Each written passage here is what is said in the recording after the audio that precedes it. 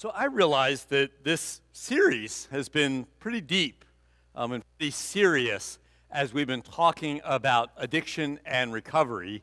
So after realizing that last week, I said, we're going to start with a little bit of humor this morning, just to lighten it up a little bit. So I wanted to tell you a story about really listening carefully, which is what we're going to talk about this morning.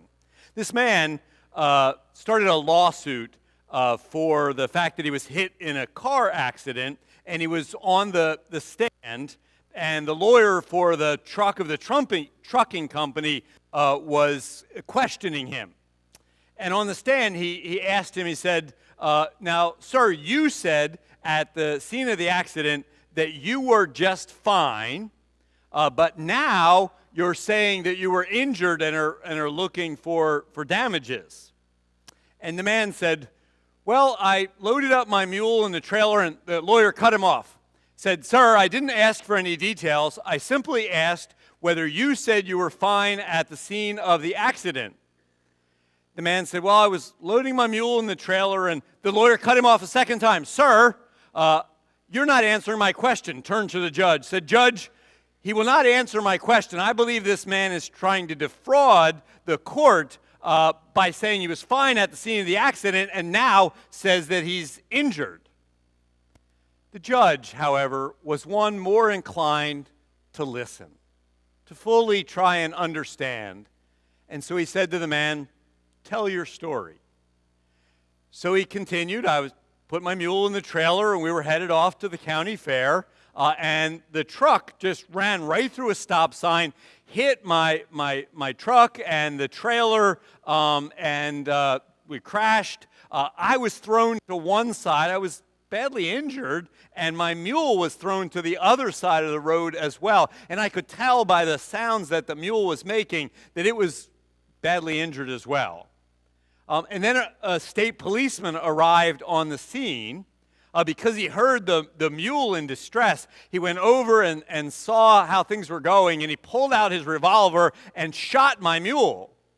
And then he crossed the road, and he came over to me with his revolver still in hand, and he said, I'm sorry I had to shoot your mule. He wasn't doing well. How are you doing?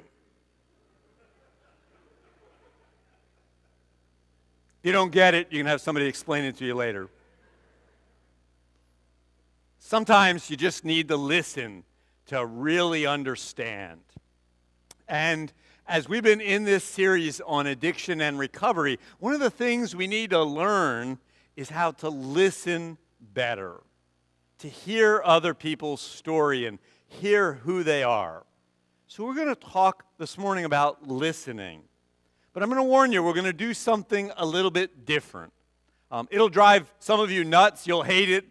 Other folks may look back at what they learned this morning, and it may help improve their marriage or their relationship with their kids or how things go in their workplace. But here's what we're going to do. I am going to teach real quick on faithful listening. You may have learned some of these things in other contexts, but not in a church context where you can apply it to your faith. So we're going to talk about how to listen in a faithful way, and then I'm going to ask you to do that. This is the part some of you will hate.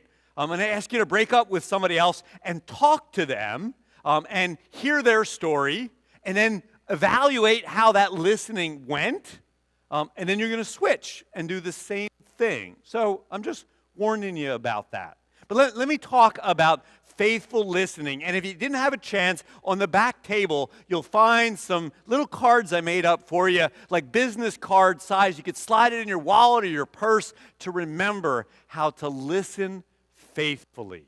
So just some things about listening faithfully. First, be fully present. Just maybe say a short prayer in beginning to yourself. Just let yourself be fully in the moment. Ignore other distractions or things that you might have to do later or happening around you. Just be with this other person and listen actively. You can do that verbally. Little things like, yeah, oh, yeah. You can verbally give them feedback and let them know that they are being listened to. And you can do that non-verbally. leaning forward, making eye contact, nodding your head, are all ways to non-verbally let the other person know that you're listening to them. And while you're aware of your own nonverbal actions, pay attention to what they say non-verbally. What's the tone of their voice? Where are their eyes? What's their posture? What are they communicating about what they have to share themselves non-verbally?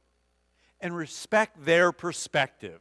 Each of us has different experiences, have had different things happen in our lives.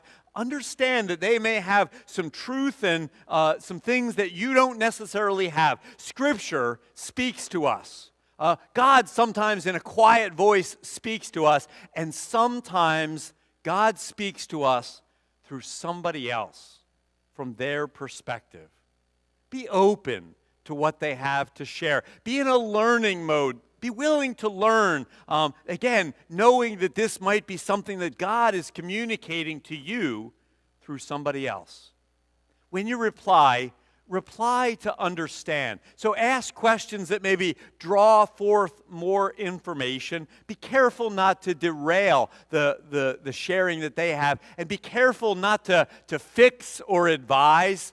Our scripture lesson for the second lesson is from the book of Job.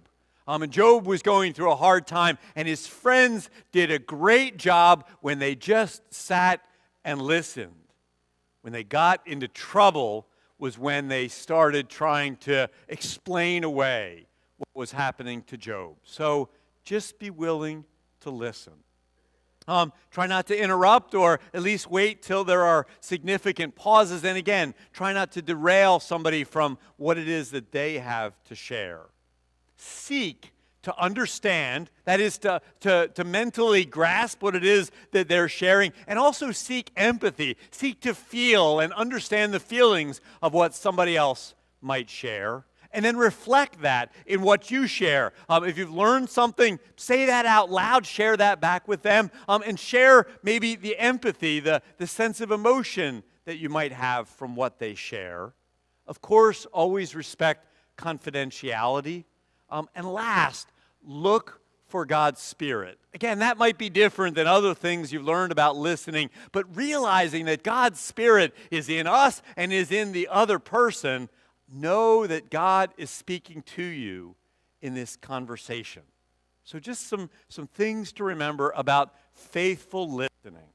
So what I'm going to ask you to do now is partner up with somebody else. It would be good probably to connect with someone that you don't know already. Get to know somebody else's story. So avoid a spouse or a close friend that you know already.